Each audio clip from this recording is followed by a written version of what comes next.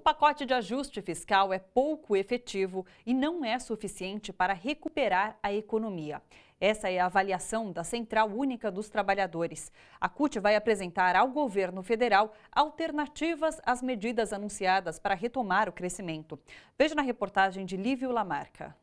Para cobrir um déficit de 30 bilhões de reais no orçamento de 2016 e ainda economizar 34 bilhões para pagar os juros da dívida pública, o governo apostou em dois caminhos: aumentar impostos e cortar despesas. Mas há quem duvide que essas medidas sejam suficientes para recuperar a economia. Um esforço legítimo de tentar contemplar essa necessidade do resultado primário, mas muito pouco eficaz.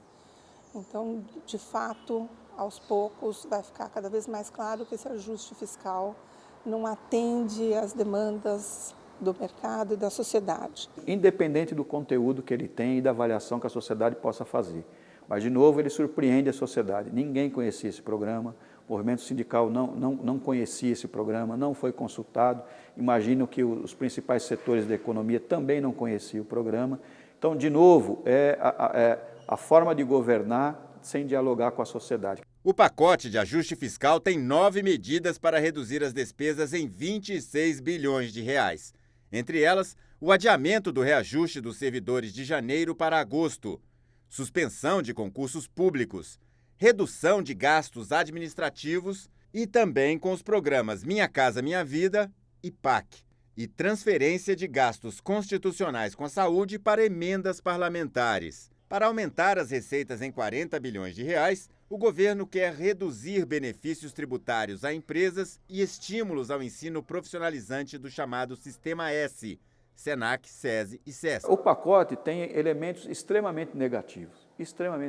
E o maior deles foi a não aplicação do reajuste salarial dos servidores, que ao contrário do que muita gente pensa, o servidor público, na sua maioria, mais de 90%, não ganha mais que 2, 3 salários mínimos. E segundo, é que há umas medidas também que afetam o setor industrial que já está em crise. O pacote também cria duas fontes de arrecadação: o imposto de renda para a venda de bens acima de R$ 1 milhão e a CPMF, provisória por 4 anos. Eu acho importante se isso contribuir para o nosso crescimento, pagamento da dívida e tal, mas não é justo o brasileiro que já tem N impostos para pagar, que nunca tem uma casa dele, que ele tem sempre imposto, o carro tem imposto todo ano, não é justo que ele venha pagar a dívida também do Brasil. A CUT discute propostas alternativas para a retomada do crescimento econômico. O documento que deve ser levado ao governo tem entre os pontos principais a retomada imediata dos projetos e obras da Petrobras e das outras empresas envolvidas na Operação Lava Jato,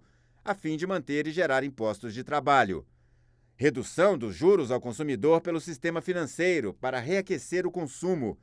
Criação de linhas de financiamento a juros baixos para microempresas.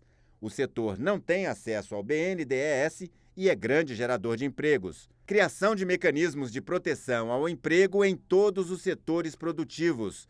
O PPE, programa lançado pelo governo, atende apenas à indústria. Eu acredito que a presidente da República, pela sua história de vida, quer dizer, uma mulher de esquerda, que lutou pela democracia, que foi presa, torturada, que tem a história de vida dela, eu acredito que ela ama o Brasil, que ela quer ver o país crescer, né?